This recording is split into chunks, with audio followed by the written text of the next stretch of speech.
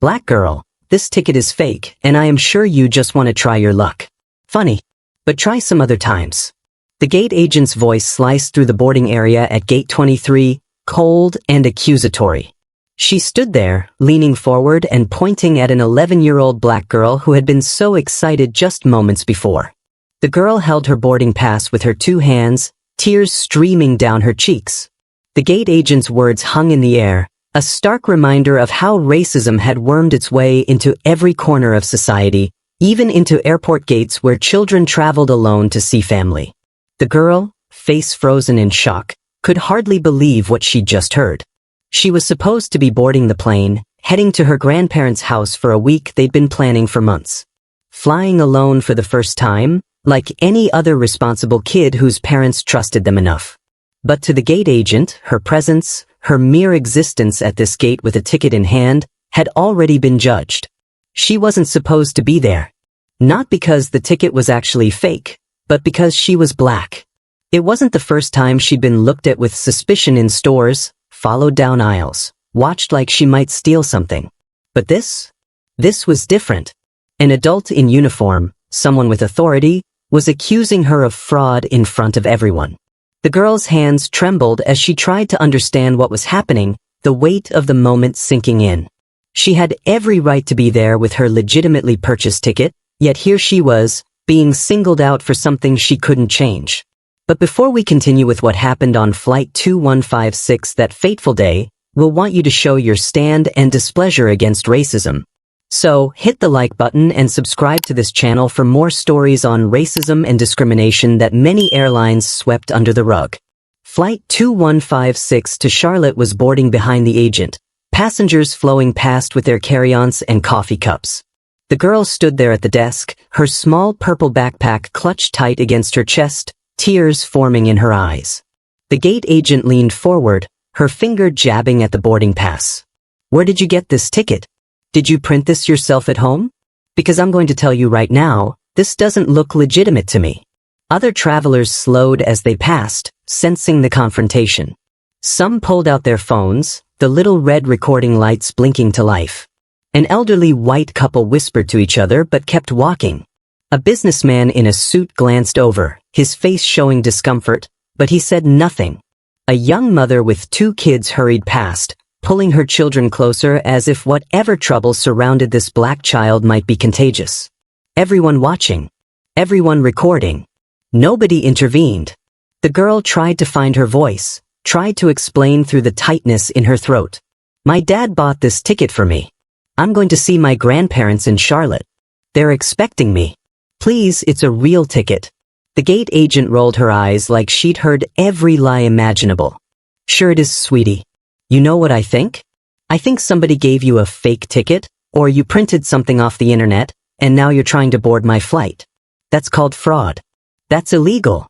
And I'm not letting you on this plane until we verify this is real."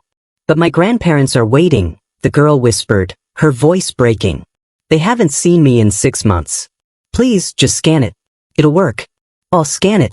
And when it doesn't work, we're calling security." The gate agent's voice was loud enough for everyone in the boarding area to hear, making it a public spectacle.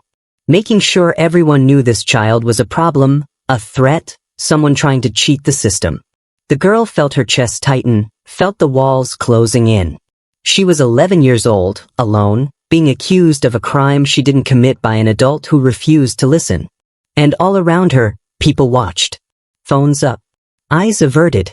Silence as heavy as stone. The gate agent picked up her phone, her eyes never leaving the child's face. "Yeah, I need security at gate 23. I have a minor here with what appears to be a fraudulent boarding pass. She's refusing to cooperate." "I'm not refusing," the girl said desperately. "I just want to see my grandma and grandpa. Please." If you believe no child should ever stand alone in an airport and be accused of fraud just because of the color of their skin, keep watching. If you think racial profiling at airline gates ended decades ago, you need to see what happens next. And if you've ever been treated like a criminal when you were just trying to live your life, drop a comment below and tell us your story. Tell us where you're watching from and what time it is right now. We're reading every single one because your voice matters. This story doesn't end the way you think. What happens when this girl's father finds out will shake that airline to its core, but what happens before that will break your heart. Stay with us. You won't want to miss what comes next. But to understand how this 11-year-old girl ended up standing at gate 23 being accused of fraud, we need to go back 6 hours to that morning when everything still felt full of possibility and adventure. Her name was Zara Mitchell. She was 11 years old, in 6th grade at King Middle School in Atlanta, Georgia. Zara was the kind of kid teachers loved having in class. She's straight A student, always raising her hand, helping other kids when they didn't understand the math problems. She played violin in the school orchestra, had just won 2nd place in the regional science fair for her project on renewable energy. Her bedroom walls were covered with books, certificates, drawings she'd made, and dreams captured in pencil and paper. Zara lived with her parents in a modest house on the east side of Atlanta. Her mother, Dr. Patricia Mitchell, was a surgeon at Emory University Hospital. Her father, David Mitchell, owned a logistics company that had grown steadily over 15 years from a one-truck operation to a fleet that moved cargo across the southeastern United States. They'd worked hard, saved carefully, and built a good life for their daughter. Taught her to be polite, respectful, to follow rules, to trust that if she did everything right, the world would treat her fairly. This was Zara's first time flying alone. Her grandparents, Thomas and Beverly Mitchell, lived in Charlotte, North Carolina. They'd been begging to have Zara visit for a week during spring break. Just her, no parents, a special trip where they could spoil their only grandchild. Take her to museums, let her stay up late, make her favorite meals, hear about school and friends, and all the things happening in her life. They hadn't seen her since Christmas, 6 months that felt like forever to grandparents who were getting older and treasured every moment with their grandbaby. Zara had been so excited she could barely sleep the night before. She'd packed her purple backpack carefully with her father watching, making sure she had everything. Her tablet is loaded with books and games. The stuffed elephant her grandmother had given her when she was 3, worn soft from years of hugging. A photo of her family in a frame she wanted to show her grandparents. Snacks her mother had packed. Her phone with her parents' numbers programmed in, plus her grandparents' numbers, plus 3 emergency contacts. That morning, her mother had made her favorite breakfast. Pancakes with strawberries and whipped cream, even though it was a Thursday and fancy breakfasts were usually just for weekends. They'd eaten together, her parents asking if she was nervous, reminding her of everything she needed to know. Stay with the flight attendant assigned to unaccompanied minors. Don't talk to strangers. Call as soon as you land. Grandma and Grandpa will be waiting right at the gate. Her father had driven her to the airport, just the two of them, a special time in the car. He'd talked to her about responsibility, about being brave, about how proud he was that she was mature enough to travel alone. When are you going to stop growing up so fast? He'd asked with a smile that didn't quite hide the emotion in his voice. She'd laughed and told him she'd always be his little girl even when she was a grown-up. At the airport, check-in had gone smoothly. The woman at the counter had smiled at Zara, processed her unaccompanied minor paperwork, and put a special lanyard around her neck that identified her as a child traveling alone.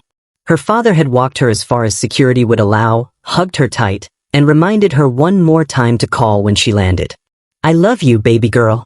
Have the best time with Grandma and Grandpa. I love you too, Daddy.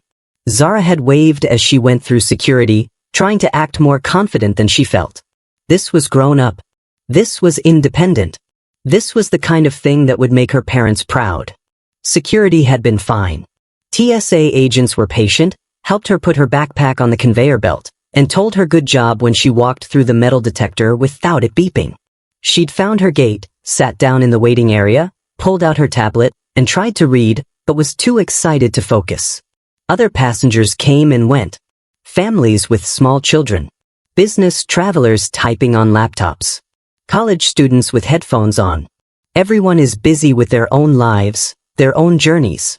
When boarding was called, Zara had gathered her things and joined the line. She'd been nervous but ready. The flight attendant at the gate had been nice at first, scanning boarding passes with a practiced smile, wishing people a good flight. But when Zara stepped up to the desk, something had changed. The woman, a white gate agent probably in her late 40s with her hair pulled back severely, had looked at Zara's boarding pass, then at Zara, then back at the pass. Her smile had disappeared. She'd scanned it, frowned at her computer screen, scanned it again. Is there a problem? Zara had asked politely, just like her parents taught her. The gate agent had looked at her with something cold in her eyes. Something that made Zara's stomach twist, even though she didn't understand why yet. Where did you get this ticket? My dad bought it for me. I'm going to Charlotte to visit my grandparents. The gate agent had studied the boarding pass like she was looking for forgeries, held it up to the light, and examined it from every angle. Then she'd said those words that would change everything. You know this ticket is fake, right? And that was how an 11-year-old girl who had done everything right, who carried straight A report cards and certificates of achievement, who had been raised to be polite and respectful and good, found herself being accused of fraud in front of an airport full of strangers. The gate agent set the boarding pass down and picked up her phone, her eyes never leaving Zara's face. This isn't over, sweetie. We're going to get to the bottom of this. Zara felt tears burning in her eyes, but fought them back. She wanted her dad. She wanted her mom. She wanted to be anywhere but here, being looked at like she'd done something wrong when all she'd done was show up to catch a flight her parents had paid for. The gate agent spoke into her phone, calling for security, and Zara realized with growing horror that this was about to get much, much worse. The security call went out over the gate agent's radio, crackling and official sounding. Zara stood there frozen, her purple backpack clutched against her chest like a shield, trying to process what was happening. Other passengers in line behind her were getting impatient, muttering, checking their watches. Some stepped around her to use the other boarding lane. The gate agent had moved Zara to the side, told her to wait right there, and said, "Don't move, we'll sort this out." Maybe it was just a computer glitch, Zara tried to tell herself. Maybe the barcode didn't scan right. Maybe in a minute they'd figure it out and apologize, and she'd get on the plane, and everything would be fine. Her dad always said technology messes up sometimes, that's why you stay calm and let people fix it. She wanted desperately to believe this was just a mistake, nothing personal, nothing to do with her. But the way the gate agent kept looking at her, that cold, suspicious stare, made Zara's stomach hurt. 2 airport security officers arrived within minutes, both white men in uniform with serious faces and radios on their belts. The gate agent immediately launched into her explanation, her voice carrying across the boarding area. This minor presented what appears to be a fraudulent boarding pass. I scanned it twice, and something's not right. She claims her father purchased it, but I have concerns about the legitimacy of this ticket. One of the officers, older with gray hair, looked down at Zara. What's your name, sweetheart? Zara Mitchell, she said quietly. I'm 11. I'm going to visit my grandparents in Charlotte. And where are your parents? My dad dropped me off. I'm flying as an unaccompanied minor. The lady at check-in gave me this lanyard.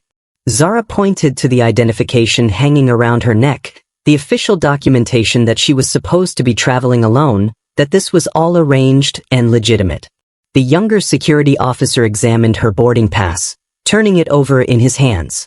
Ma'am, this looks like a standard boarding pass to me.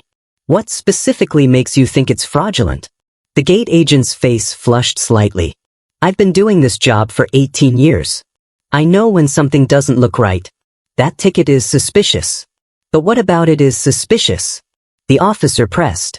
The gate agent fumbled for words. Just look at her. She's 11 years old, flying alone. These tickets aren't cheap. Does it seem likely to you that her family can actually afford this? Zara felt the words hit her like a slap. There was not the ticket, not a scanning error. The gate agent didn't believe a black child could legitimately have a plane ticket because she'd already decided black families couldn't afford it. Around them, passengers who had been trying to ignore the situation started paying closer attention. Phones came out. Recording lights blinked on. An elderly white couple 2 gates over craned their necks to see what the commotion was about. A businessman in line rolled his eyes and moved to a different gate to board, clearly annoyed by the delay. A young white woman looked at Zara with something like sympathy but quickly looked away when their eyes met. The older security officer's expression shifted slightly, recognition dawning of what was really happening here. He looked at the gate agent with something harder in his eyes now. Ma'am, a child's appearance is not grounds for questioning their ticket validity. This boarding pass has the airline's official markings. It's scanned in your system. What specific irregularity are you identifying? I'm identifying that I don't believe this ticket is real, the gate agent said, her voice rising defensively. And I have the authority to deny boarding to any passenger I deem suspicious. That's airline policy. That's my job. Zara's hands were shaking now. She pulled out her phone, the one her parents had given her specifically for this trip. I can call my dad. He can explain. He has the confirmation email and the receipt and everything. Before she could unlock it, the gate agent stepped forward. No personal devices during a security investigation. Put that away right now. She's just trying to contact her father, the younger security officer said. And I'm conducting an investigation. The gate agent's voice had gone sharp and cold. Until we verify this ticket, she doesn't board. And if she continues to be uncooperative, we'll need to escalate this further. I'm not being uncooperative, Zara said, her voice breaking. I just want to see my grandma and grandpa. Please, my ticket is real. My dad bought it. I have the confirmation number. I can show you. What you can show me is some proof that you're not trying to defraud this airline. The gate agent crossed her arms. I've seen kids like you try to sneak onto flights before. It doesn't work. Not on my watch. Kids like you. The words hung in the air, ugly and unmistakable. Several passengers who'd been pretending not to listen looked up sharply. The young woman who'd shown sympathy earlier pulled out her phone and started recording openly. A black man in a business suit 2 gates down stood up, started walking over, then hesitated and sat back down. Watching. Witnessing. But not intervening. The older security officer cleared his throat. I think we need to contact the airline's customer service supervisor. This situation requires more authority than gate level. Fine, the gate agent snapped. But this child is not boarding until I'm satisfied that the ticket is legitimate. And given her attitude, I'm also concerned about whether she's mature enough to fly unaccompanied. My attitude? Zara felt tears starting to spill over now despite her best efforts to hold them back. I haven't done anything. I've been polite. I answered all your questions. Why are you being so mean to me? The gate agent leaned down, her face close to Zara's. I'm not being mean, sweetie. I'm doing my job. And if you can't handle a simple ticket verification without getting emotional and disruptive, maybe you're not ready to fly alone. Zara looked around desperately at all the faces watching her. At the phone, recording her humiliation. At the passengers who looked uncomfortable but said nothing. At the security officers, who seemed uncertain what to do. She was 11 years old, alone, being accused of fraud and told she was too immature and too emotional when all she'd done was stand there and try to explain. I want to call my dad, Zara said, her voice barely a whisper. Please, I just want to call my dad. The gate agent straightened up, satisfaction evident in her expression. You'll call whoever we tell you to call when we're ready. Right now, you're going to sit down over there and wait while we sort this out. And if you give me any more trouble, we'll be having a very different conversation. She pointed to a row of seats away from the boarding area, essentially quarantining Zara from the other passengers. Like she was the problem. Like she was the threat. An 11-year-old girl with a purple backpack and a stuffed elephant, and a dream of seeing her grandparents. Have you ever been in a situation where you knew someone was treating you unfairly, but you felt completely powerless to stop it? Where an adult with authority over you made assumptions about who you were based on how you looked. Drop a comment if you've experienced discrimination like this. Tell us how you handled it. Because what happens to Zara next gets even worse before anyone steps in to help, and every person who stayed silent shares responsibility for what she's about to endure. 30 minutes had passed. 30 minutes of Zara sitting in those chairs away from the gate, watching other passengers board the plane that was supposed to take her to Charlotte. Watching families walk past, business people with their rolling suitcases, college kids with backpacks. All of them are getting on. All of them believed. All of them treated their tickets like they were real. The gate agent kept glancing over at her, talking to other airline staff in hushed voices, pointing. Zara heard snippets of their conversation. Suspicious minor. Possible fraud. Uncooperative. The words drifted over like smoke, choking her. Then the gate agent returned, and this time she wasn't alone. A supervisor had arrived, an older white woman in a more formal airline uniform with a name badge that read Patricia Morris, Customer Service Manager. Behind them, 2 more security officers joined the original 2. 4 uniformed men are now standing around one 11-year-old girl. Making it official. Making it a spectacle. The gate agent's voice rang out across the boarding area, loud and deliberate. Attention passengers.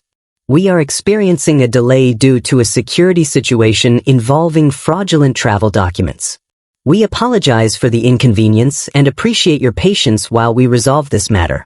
Zara felt every eye in the terminal turn toward her.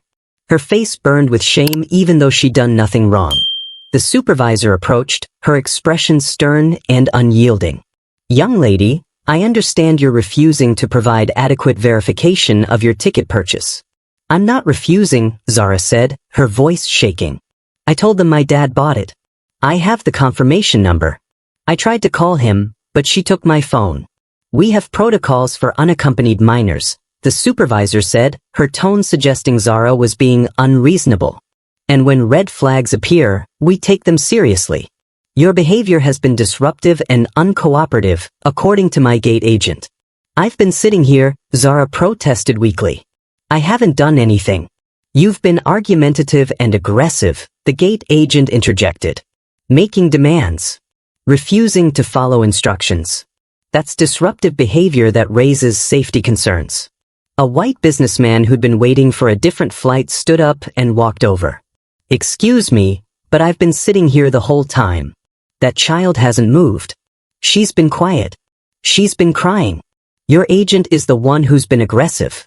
The supervisor turned to him with a practiced smile. Sir, I appreciate your concern, but this is an airline matter.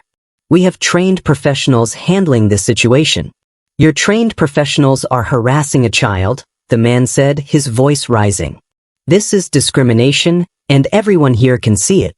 A few other passengers murmured agreement. A young black woman stood up. She's 11 years old. She has a boarding pass. What more do you need? But most people stayed quiet. Most people looked away. Most people held their phones up to record what was happening, but didn't speak up to stop it. The bystander effect in real time. Witnesses without the courage to intervene. The supervisor's expression hardened. If any passengers continue to interfere with airline security operations, they will be removed from the terminal. This is not a discussion. Zara felt her chest getting tight. She couldn't breathe right. Her vision was blurring from tears. The flight was supposed to leave in 15 minutes. Her grandparents were probably already at the Charlotte airport waiting for her, checking the arrivals board, getting excited to see her. And she was here, surrounded by security officers, being called a liar and a fraud and aggressive. Please, Zara said, her voice breaking completely now. Please, I just want to see my grandma and grandpa. They're waiting for me. They haven't seen me in so long. I promise I didn't do anything wrong. My ticket is real. My dad really did buy it. Why won't you believe me? The supervisor looked unmoved. Without proper verification, you're not boarding this aircraft. That's final. What did I do wrong? Zara asked, tears streaming down her face now. Just tell me what I did wrong. I showed you my boarding pass. I showed you my unaccompanied minor papers. I offered to call my dad. I've been polite. I've been quiet. I followed every rule. What did I do to make you think I'm a criminal? The question hung in the air like an accusation itself. The businessman who'd spoken up earlier shook his head in disgust. Several other passengers looked down at their shoes, at their phones, anywhere but at this child who was asking why the world was treating her this way. The young black woman had tears in her eyes. An elderly white couple who'd been watching whispered to each other but said nothing. Even the gate agent seemed to falter for just a moment, something flickering across her face that might have been doubt or shame. But then her expression hardened again. This isn't about you being polite. This is about airline security and fraudulent documents. Zara looked around desperately at all the faces watching her. Why isn't anyone helping me? She whispered. Please, someone help me. The supervisor pulled out her phone. I'm calling airport police. This minor needs to be removed from the gate area and held until we can contact a parent or guardian to pick her up. She will not be boarding this flight. No, Zara said, panic rising in her voice. No, please. My grandparents are waiting. My dad paid for this ticket. Please let me call him. Please. A woman in her 30s who'd been recording the whole thing finally spoke up. I'll let her use my phone. She lowered her voice, but it carried. This is wrong and you all know it. The supervisor started to protest, but the woman was already handing Zara her phone. Call your father, honey. Zara's hands shook so badly she could barely type in the number. The phone rang once. Twice. Pick up, Daddy. Please pick up. 3 rings. 4. Then his voice. David Mitchell speaking. Daddy, Zara sobbed into the phone. Daddy, they won't let me on the plane. They say my ticket is fake. They're calling the police. Daddy, please help me. I don't know what to do. There was a moment of silence on the other end. Then her father's voice, completely changed. Controlled but with steel underneath. Zara, baby, are you safe right now? Are you hurt? I'm scared, Daddy. Everyone's looking at me like I did something bad. You didn't do anything bad, sweetheart. You hear me? Nothing. Now listen carefully. I'm handling this right now. Stay on the phone with that nice lady. Don't hang up. I'm going to fix this. Daddy, Zara whispered. And baby? Her father's voice was tight with barely controlled rage. They're going to regret this. I promise you that. David Mitchell sat in his office 15 miles away from the airport, his phone pressed to his ear, listening to his daughter cry. Behind him, floor-to-ceiling windows overlooked downtown Atlanta. In front of him, 3 monitors displayed logistics routes, fleet operations, and cargo manifests. He was in the middle of a conference call with his operations team when Zara's call came through. He dropped everything the moment he saw her name. Now, listening to her sobbing, hearing the fear in her voice, hearing strangers accusing his baby girl of fraud, something cold and lethal settled into his chest. Zara, sweetheart, I need you to stay calm for me, he said, keeping his voice steady even though his hand was gripping the phone so hard his knuckles had gone white. Put one of those airline people on the phone. Right now. He heard fumbling, heard Zara's shaking voice saying my dad wants to talk to you, heard a woman's annoyed tone saying this is Patricia Morris, customer service manager, and then the woman was on the line. Ma'am, this is David Mitchell. I'm Zara's father. I purchased that ticket myself 3 weeks ago. Confirmation number is Sky7743921. I have the receipt, the credit card statement, the email confirmation, everything. My daughter is telling you the truth. Sir, we have protocols for situations that raise security concerns, the supervisor said in that practiced bureaucratic tone. Your daughter's ticket presented irregularities that require verification. What irregularities? David demanded. Be specific. The pause. The circumstances were suspicious. What circumstances? She's an 11-year-old flying to visit her grandparents. I sent all the unaccompanied minor paperwork. Everything was approved. What exactly is suspicious? Another pause, longer this time. Sir, perhaps if you could come to the airport, we could resolve this in person. I'm on my way right now, David said. But before I get there, you're going to let my daughter board that plane. You're going to apologize to her. And you're going to explain to me how a child with valid documentation gets treated like a criminal. The supervisor's tone shifted, becoming more defensive. Sir, we take security very seriously. We can't just... David cut her off. Do you know who I am? Do you know what company I run? Sir, I don't see how that's relevant. Mitchell Global Logistics. We provide the fleet operations for SkyWay Airlines' entire southeastern corridor. Every plane you have flying out of Atlanta? We lease it to you. We maintain it. We provide the cargo integration that makes your routes profitable. So when I tell you to let my daughter board that plane, you need to understand what's at stake here. There was a beat of silence. Then the supervisor's voice, slightly less confident. Mr. Mitchell, I'm sure we can work this out. But I have a responsibility to my gate agent who raised legitimate concerns. Legitimate concerns about an 11-year-old black girl, David said, his voice dropping to something dangerous. Let's be honest about what this is. Sir, this has nothing to do with race. This is about security protocols. Don't, David said sharply. Don't insult my intelligence. My daughter has been sitting at that gate for over 30 minutes. How many white passengers did your agent question at that time? How many white children traveling alone got accused of having fake tickets? Silence on the other end. That's what I thought, David continued. Now here's what's going to happen. I'm 20 minutes from that airport. When I get there, my daughter had better be treated with the respect she deserves from the beginning. And you and I are going to have a very serious conversation about how SkyWay Airlines trains its staff. He hung up before the supervisor could respond. His hands were shaking now, adrenaline and rage flooding his system. He grabbed his keys, his wallet, and his phone. Told his assistant to cancel all his afternoon meetings. Something came up with Zara. Family emergency. But before he left, he made one more call. A number he had on speed dial. A number that connected directly to the CEO of SkyWay Airlines. Robert Chen answered on the second ring. David, good to hear from you. I was just reviewing the Q3 logistics reports. Robert, we have a problem, David said, his voice tight. Your staff at Hartsfield Jackson are currently harassing my 11-year-old daughter. They've accused her of having a fraudulent ticket. They've confiscated her phone. They've surrounded her with security officers. And they're refusing to let her board a flight I paid for 3 weeks ago. There was a pause. Well, Gate 23. Right now.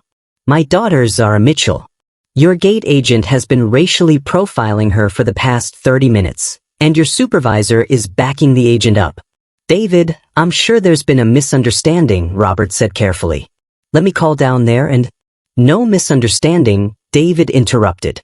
This is exactly what it looks like. Discrimination. And Robert, I need you to understand something. I'm on my way to that airport right now. How this gets handled in the next 20 minutes is going to determine whether Mitchell Global continues doing business with SkyWay Airlines. The threat hung in the air. David, let's not be hasty, Robert said, his tone shifting to alarm. We've had a good partnership for 8 years. I'm sure we can resolve this. Your staff is terrorizing my child, David said.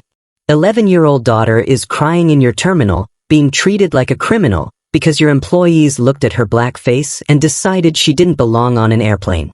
So you tell me, Robert, how do we resolve that? I'll call the airport manager immediately, Robert said quickly. I'll make sure this is straightened out before you arrive. You do that, David said. And Robert?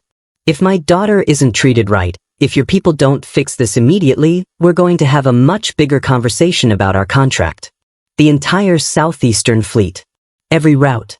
Every plane. Do you understand what I'm saying? Another pause. I understand. I'll handle it.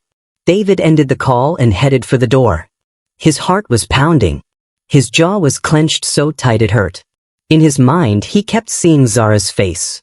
His sweet, smart, beautiful daughter, who'd been so excited about this trip. Who'd packed her little purple backpack so carefully.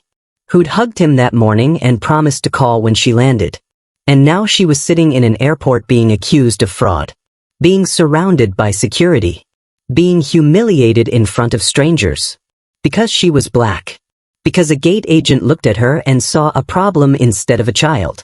David got in his car and pulled out of the parking garage, heading toward the airport. His phone was buzzing with incoming calls. Robert Chen is trying to call back. The airport supervisor is trying to reach him. He ignored them all. 20 minutes. He'd be there in 20 minutes. And when he arrived, there would be consequences. Real consequences. The kind that couldn't be smoothed over with apologies and promises to do better. Because this wasn't just about his daughter anymore. This was about every black child who'd been treated this way. Every family that didn't have the power to fight back. Every time discrimination happened and got swept under the rug because the victim didn't have connections or money or leverage. David Mitchell had all three. And he was about to use every bit of it. His phone rang again. The supervisor. He answered this time. Mr. Mitchell, I just received a call from our CO, she began, her tone completely different now. We're reviewing the situation. I'll be there in 15 minutes, David said coldly. Have my daughter ready to board. And have that gate agent still there. Because she and I are going to have a conversation. He ended the call and pressed harder on the accelerator. 15 minutes. Zara just had to hold on for 15 more minutes. And then everyone at that gate was going to learn what happened when you messed with David Mitchell's child. David Mitchell pulled into the passenger drop-off lane at Hartsfield-Jackson, abandoned his car with the keys still in it, and strode through the automatic doors like a man on a mission. He didn't care about parking. He didn't care about towing fees. He cared about getting to his daughter. Security checkpoint. He went straight to the priority lane, flashed his airline partner credentials that gave him expedited access, and barely broke stride as he went through the scanners. TSA agents took one look at his face and stepped aside. This was a man who would not be delayed. Gate 23 was in Concourse T. He walked fast, weaving through travelers pulling suitcases, families moving slowly, business people on phones. His eyes were locked forward. His jaw was set. Every second that passed was another second his daughter was sitting there, afraid. He saw the gate from 50 yards away. Saw the crowd that had gathered. Saw the security officers. Saw his baby girl sitting in those chairs, small and alone, that purple backpack on her lap like a shield. A woman was sitting with her, the one who'd lent her phone, but Zara looked so scared, so defeated. Something broke and burned in David's chest. "Zara," he called out. Her head snapped up. "Daddy." She was up and running before he reached her, and he caught her as she threw herself into his arms. She was sobbing into his shoulder, her whole body shaking. "I'm sorry, Daddy. I'm sorry. I tried to tell them, but they wouldn't listen. Baby, you have nothing to be sorry for. Nothing." David held her tight, one hand on the back of her head, the other around her small frame. He looked over her head at the gate agent and supervisor who were standing there watching, both of them looking decidedly less confident than they'd probably been 30 minutes ago. He gently extracted himself from Zara's grip, knelt at her eye level. "Baby, I need you to sit right here with this nice lady for just a few more minutes, okay? I'm going to talk to these people and fix this. Can you do that for me?" Zara nodded, wiping her eyes. "Are you mad at me?" "Not even a little bit. I'm proud of you. You were so brave." David kissed her forehead, then stood and turned to face the airline staff. His expression transformed from gentle father to something colder, harder. The businessman who'd built a logistics empire from scratch. The CEO commanded respect in boardrooms across the country. "Which one of you is Patricia Morris?" The supervisor stepped forward, her professional smile plastered on but not reaching her eyes. "Mr. Mitchell, I'm so glad you're here. I believe there's been an unfortunate misunderstanding that we can." "Let me stop you right there," David said, his voice carrying across the gate area. "There's been no misunderstanding. Your gate agent racially profiled my daughter. She accused an 11-year-old child of fraud without cause. She confiscated her property. She called security to intimidate her. She made a public announcement that humiliated her in front of hundreds of people. That's not a misunderstanding. That's discrimination." The supervisor's smile flickered. "Sir, if we could discuss this privately." David's voice was firm. "This happened publicly. We're addressing it publicly." He turned to the gate agent who had been trying to make herself smaller. "What's your name?" The gate agent, the woman who'd been so confident earlier, now looked pale and nervous. "Sarah. Sarah Jenkins. Sarah Jenkins." David looked at her directly. "Explain to me what about my daughter's boarding pass raised security concerns." Sarah fumbled for words. "The ticket was just, there were irregularities." "What irregularities? Be specific." The circumstances seemed unusual.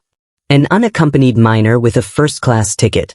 My daughter was flying economy, David said coldly. But even if she was in first class, why would that be suspicious? Sarah's face flushed. I didn't mean, I just thought. You thought a black child couldn't possibly have a legitimate ticket, David finished for her.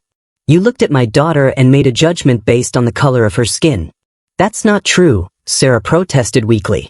I don't see color. I treat everyone the same. Really? David pulled out his phone, pulled up his credit card statement. Here's the charge. March 15th.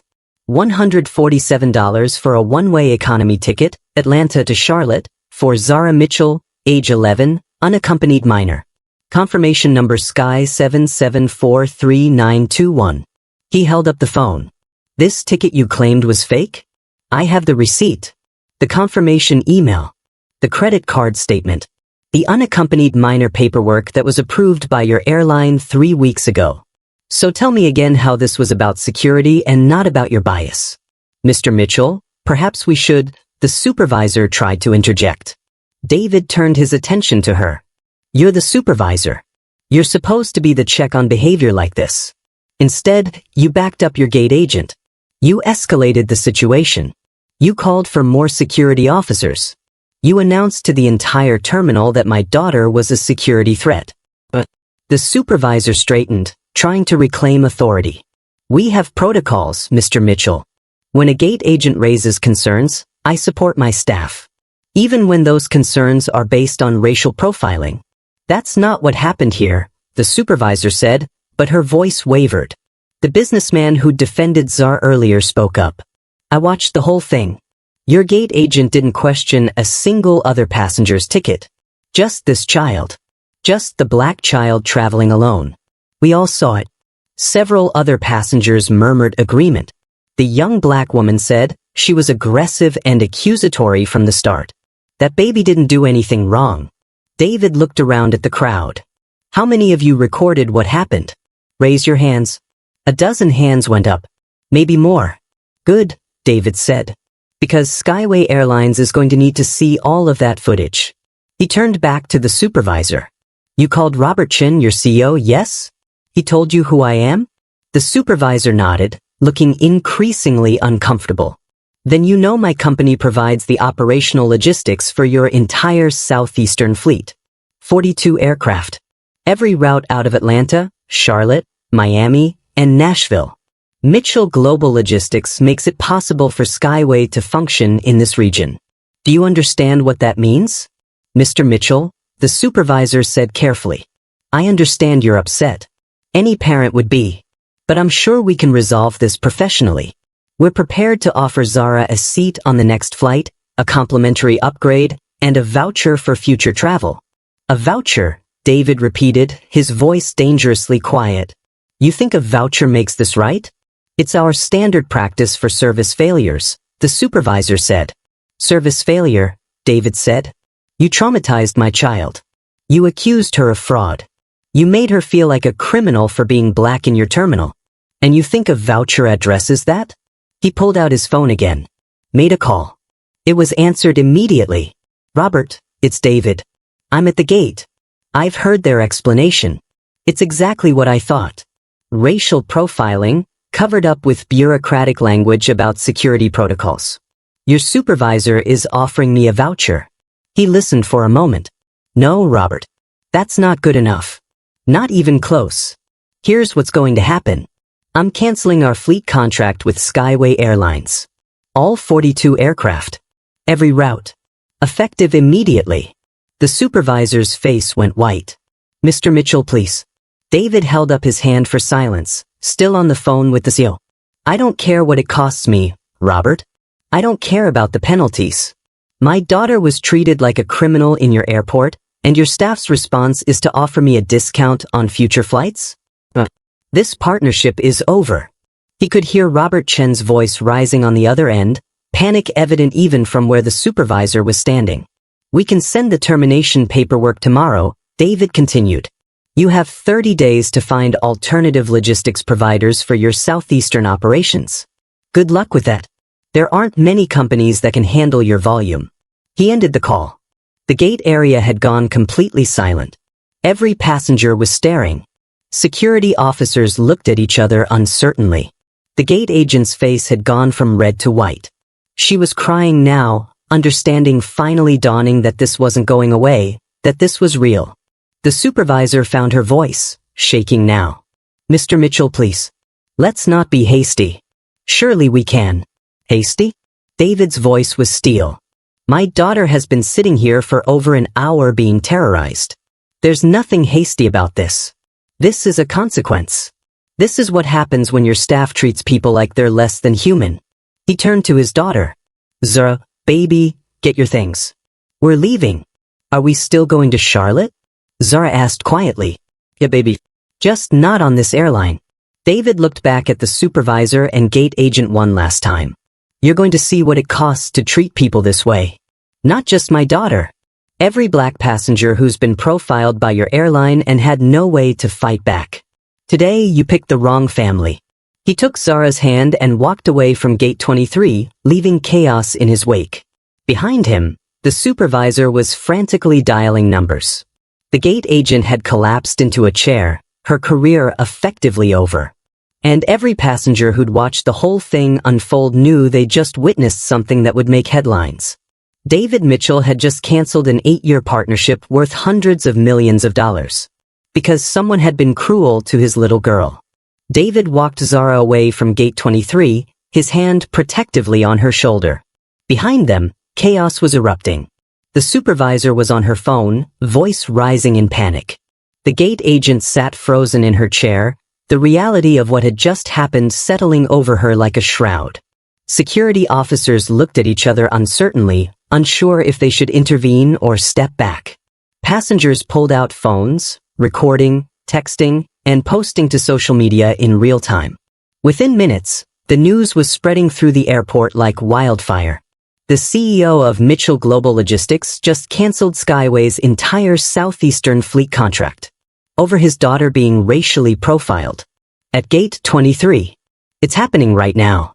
David found a quiet corner near a coffee shop, sat Zara down, and ordered her hot chocolate. She was still shaking, still processing. He knelt in front of her, hands on her knees. How are you feeling, baby girl? Scared, Zara admitted. Did you really just cancel all those planes? I did. Because of me? David's expression softened. Not because of you. Because of what they did to you. There's a difference. You didn't cause this. Their racism did. But Daddy, that's a lot of money. That's your company. David took her hands in his. Zara, listen to me carefully. There is no amount of money in the world that matters more than your dignity. Not $1. You are my daughter.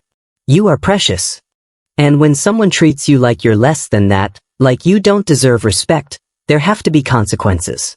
Real consequences. What's going to happen to that lady? She's going to lose her job, David said honestly. And the airline is going to lose a lot of money. A lot of flights are going to be canceled. A lot of people are going to be affected. Zara's eyes widened. Because of what happened to me? Because they chose to treat you that way, David corrected. Every action has consequences, baby. They chose discrimination. Now they get to face what that costs. His phone was ringing constantly now. He glanced at it. Robert Chin is calling again. Airport management. Local news. His business partner. His attorney. He ignored them all. Right now, his daughter needed him more than any of those calls did. Across the terminal, the situation at Gate 23 had escalated to crisis level. The airport manager had arrived, a thin white man in his 50s, practically running through the concourse. He reached the supervisor, who was still on the phone, her face streaked with tears now. What do you mean he canceled the entire contract? The airport manager demanded.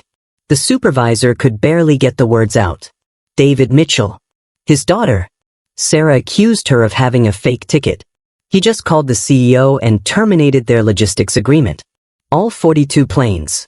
The whole southeastern operation. The airport manager went pale. Over a ticket issue? Over racial profiling, the businessman who'd witnessed everything said loudly.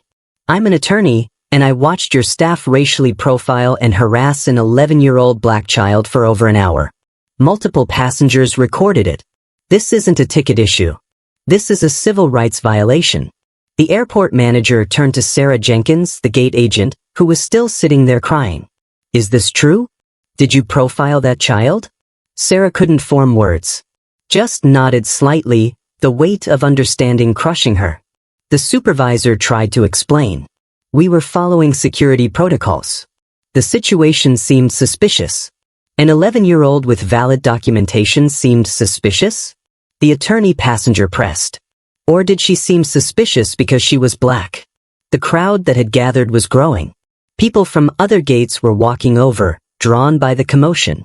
Some had their phones out, broadcasting live to social media. Others were calling their own contacts in the airline industry, spreading the word. This was becoming viral in real time. In the SkyWay Airlines corporate office, 20 miles away, emergency meetings were being convened. Robert Chin, the CEO, was in his conference room with his entire executive team, everyone talking at once. How much does Mitchell Global Logistics represent in annual revenue? Someone asked. The CFO answered, his voice shaking. $460 million annually. And that's not even counting the operational dependency. We don't have another logistics provider who can handle that volume. If Mitchell actually follows through with this termination, we'll have to ground our entire southeastern corridor within 30 days. Can he really do this? The head of operations asked. Aren't there penalties? Contract obligations? Robert Chin shook his head grimly. David Mitchell helped me build this airline's regional expansion. He structured those contracts. He knows every clause, every out, every termination provision.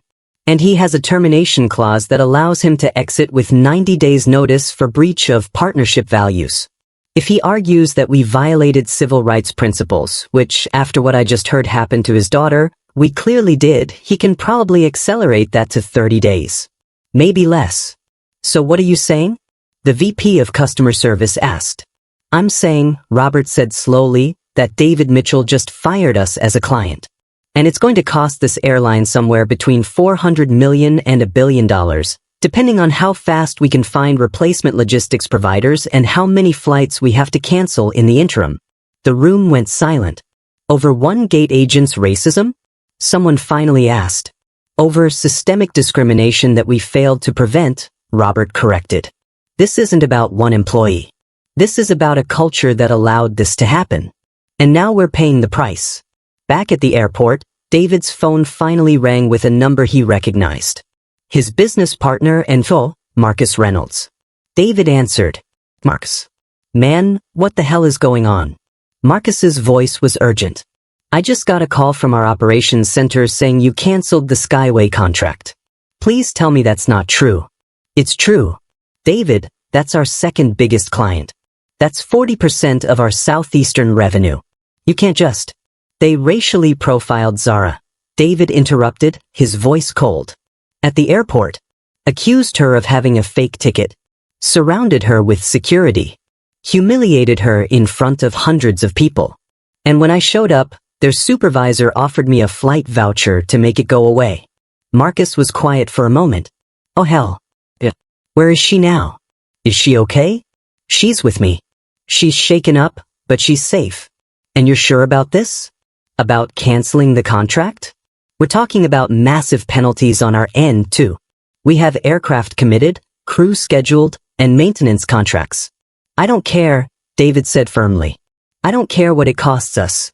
I don't care if we lose money. My daughter was treated like a criminal because she's black, and I will not do business with a company that allows that to happen. Marcus sighed. All right. I'm with you. What do you need from me? Start the contract termination paperwork. Pull all our logistics staff from SkyWay operations. And schedule a company-wide meeting. Our team needs to know why we're doing this and what our values are. Consider it done, Marcus said. And David? I'm sorry Zara went through that. Give her a hug from Uncle Marcus. I will. David ended the call and looked at his daughter, who was sipping her hot chocolate, watching him with wide eyes that held questions she was too young to have to ask. Daddy, Zara said quietly. A lot of people are going to be mad at us, aren't they? Yeah, baby. They are. Because you stood up for me? Because I refuse to accept less than what you deserve, David corrected. And yes, that's going to make some people angry. Especially people who benefit from things staying the same. But that's okay. Sometimes doing the right thing makes people uncomfortable. At gate 23, the airport manager was escorting Sarah Jenkins off the floor. Her badge had been confiscated. Her access credentials were being revoked. Her employment with SkyWay Airlines was over, effective immediately. The supervisor was being called into an emergency meeting with regional management. The entire gate staff was being interviewed. And every passenger who'd recorded the incident was being asked to share their footage with airline security. But none of that would matter. The damage was done. SkyWay Airlines had just lost its primary logistics partner because its employee couldn't see an 11-year-old black girl as anything other than a threat. And the cost of that failure was going to be measured in hundreds of millions of dollars and thousands of canceled flights. All because Sarah Jenkins looked at Zara Mitchell's beautiful black face and decided she didn't belong. 2 hours had passed since David Mitchell walked away from Gate 23. He'd booked Zara on a Delta flight to Charlotte, first class, departing in 90 minutes. They sat together in the Delta Sky Club, Zara finally eating something, her colors slowly returning. David kept his arm around her shoulders, protective, present, making sure she knew she was safe now. His phone had not stopped ringing. He'd silenced it after the 50th call, but he could see the notifications piling up. Voicemails, text messages, emails flagged urgent. The business world was reacting to what he'd done, and the reaction was seismic. But he didn't care about any of that yet. Right now, his daughter needed him. "Daddy," Zara said quietly, looking up at him. "Are you going to get in trouble?" "For what I did." David considered his answer carefully. "Some people are going to say I overreacted. Some people are going to say I made a business decision based on emotion instead of logic. But baby, sometimes the right thing to do isn't the profitable thing. Sometimes you have to be willing to lose money to keep your integrity." "What's integrity?" "It means doing what's right even when it's hard. Even when it costs you something. Your mom and I have always tried to teach you that, remember?" Zara nodded, then was quiet for a moment. "I'm glad you came, Daddy. I was so scared." David pulled her closer. "I will always come for you, boys. No matter what." Across town, SkyWay Airlines corporate headquarters was in full crisis mode.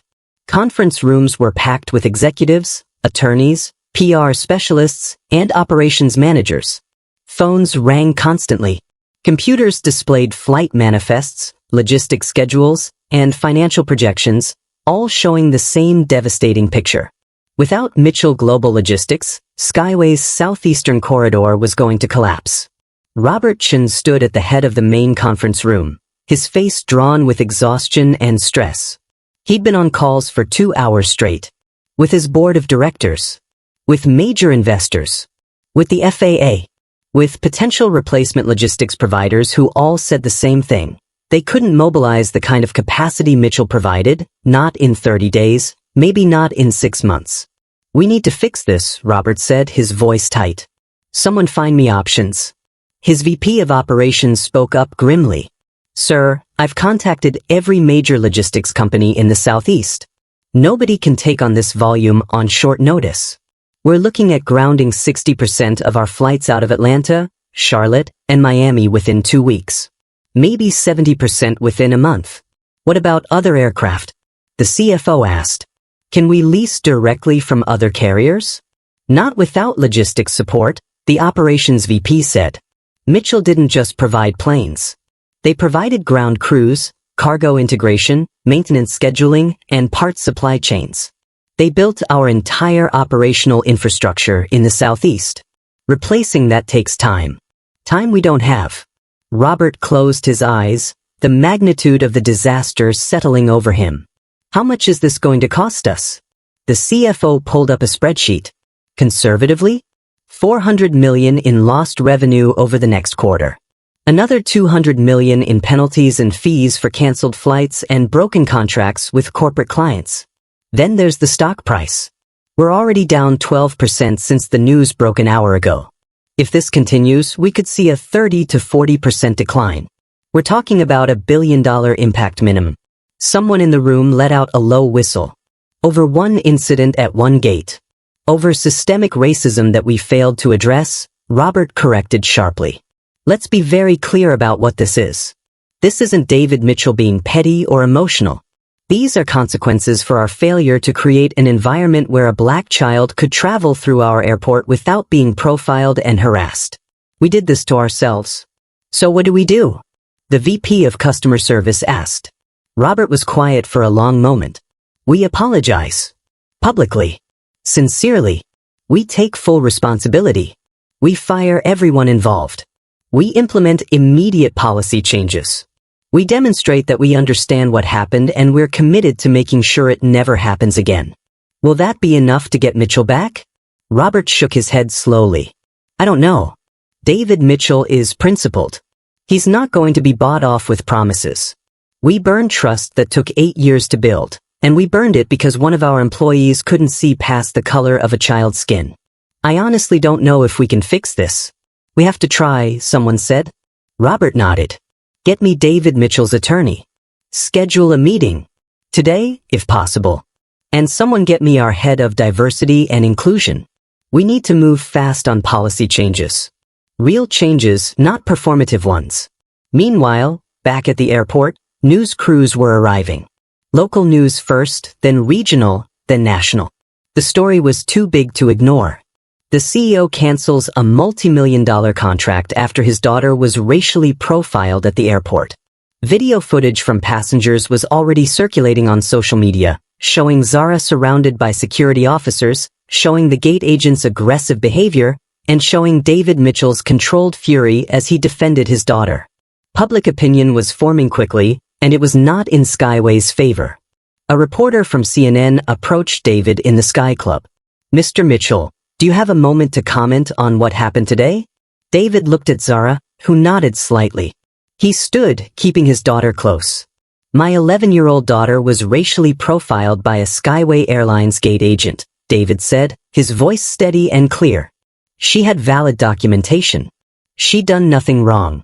But because she's a black child traveling alone, she was accused of fraud, surrounded by security officers, and humiliated in front of hundreds of people. When I arrived and addressed the situation, I was offered a flight voucher as if that somehow compensated for the trauma my daughter experienced. The reporter was recording on her phone. And you responded by canceling your company's logistics contract with SkyWay? I responded by refusing to do business with a company that treats people this way, David corrected. Mitchell Global Logistics has values. One of those values is human dignity. When a partner violates that principle so egregiously, there have to be consequences. So yes, I terminated our contract. Even though it will cost your company significantly, there are things more important than profit, David said firmly. My daughter's dignity is one of them. And if I'm not willing to sacrifice business revenue to stand up for what's right, then I have no business calling myself her father or a person of integrity. The interview aired 20 minutes later. By evening it would have 10 million views. David's phone buzzed. A text message from Robert Chin. David, please. Let me apologize in person. Let me show you we're taking this seriously. Name the time and place. I'll be there. David read the message, his jaw tight. He showed it to Zara. The CEO of the airline wants to apologize to us. What do you think? Should we hear him out? Zara was quiet for a moment, then looked up at her father with eyes that were older than they'd been that morning. Will it make other kids safer? If we talk to him? Maybe, David said honestly. If he actually listens and makes real changes. But that's a big if. Then we should try, Zara said quietly. Because I don't want what happened to me to happen to somebody else. David felt pride and heartbreak war in his chest.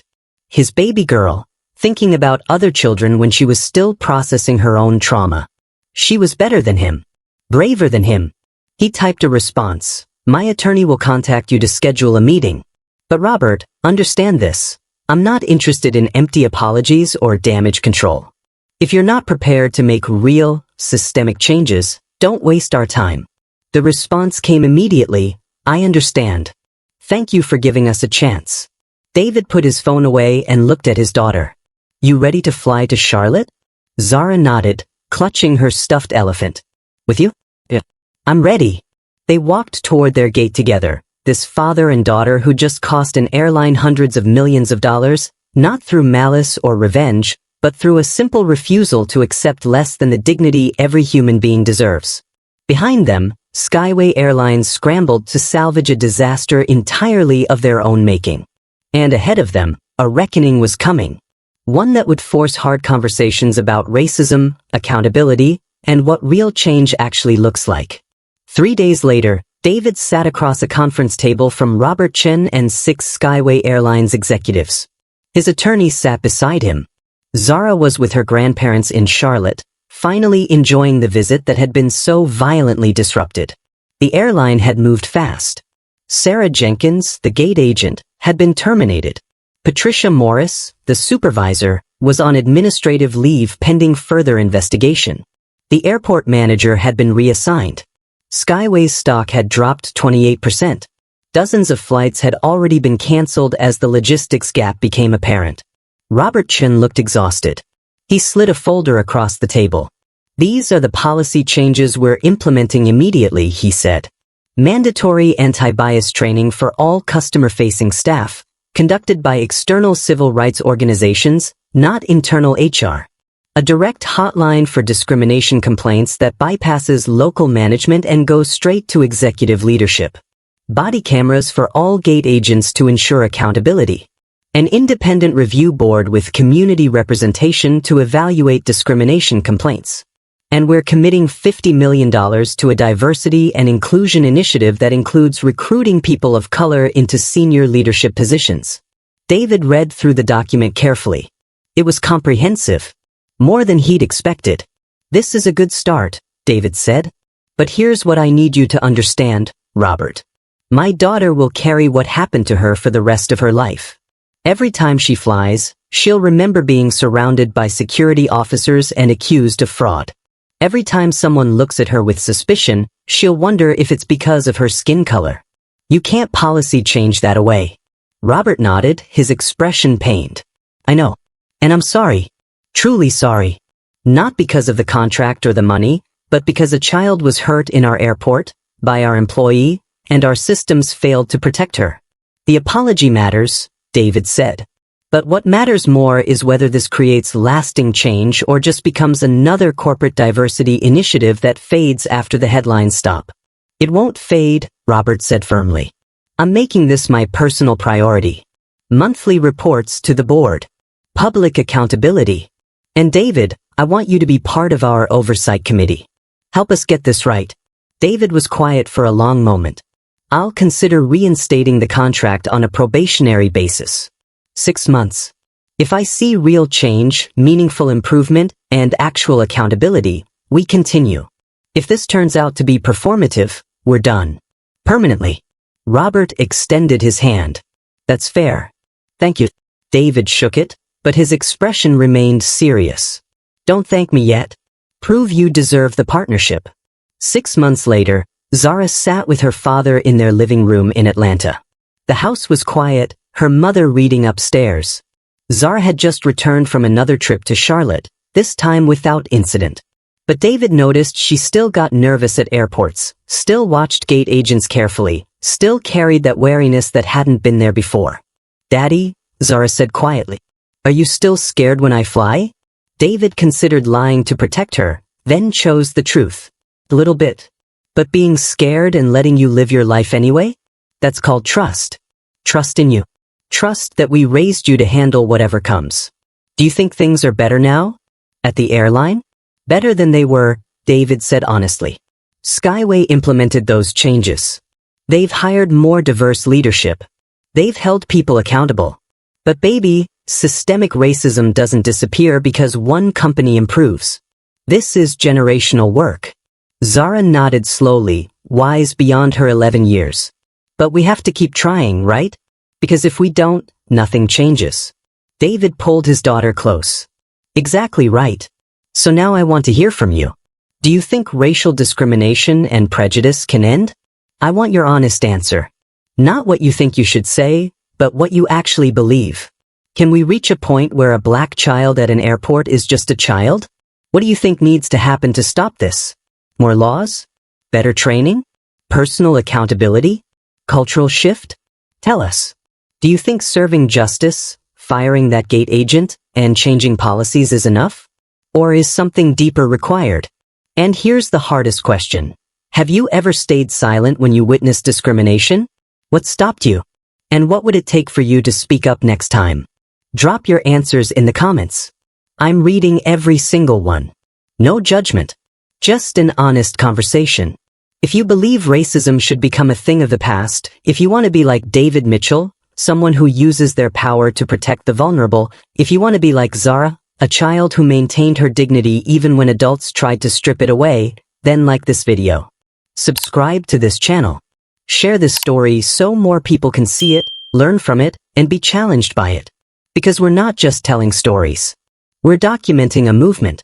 We're creating a record that says we saw, we witnessed, and we refused to stay silent. Every share is an act of resistance.